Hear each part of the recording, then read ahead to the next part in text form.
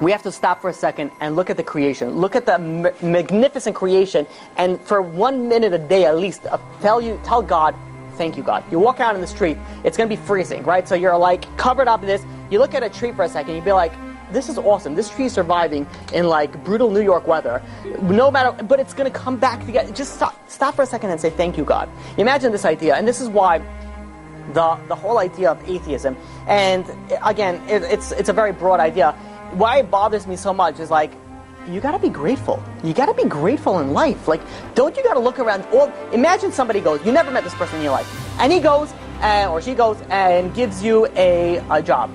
And you get this job, and not only do they give you a job, every so often you get huge raises. And not only that, you're about to get fired, they jump in, you never met this person, you never spoke to this person before, and they make sure you don't get fired. And then raises, not fired. Raises, not, because you're obviously a lazy worker, so we know it's one after another. So, and you're like, not fired, raises. And not only you're not getting fired, you're getting raises, you're getting better, you know, more vacation days, more, everything is amazing.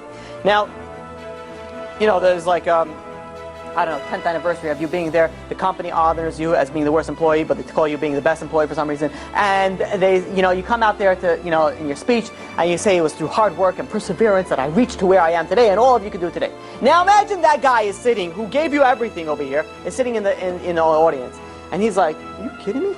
It's like, this guy didn't do anything. He's sitting, he doesn't even work. I was like, I arranged everything for him, and he doesn't even appreciate me, you know, when he gives his you know, 1 in 10 year speech. You ever think about that? God gives us, and gives us, and gives us, and gives us, and then gives us to more to infinity. And we stop for a second and think, well, maybe there's no God. Do you open your eyes in the world and see what the world is?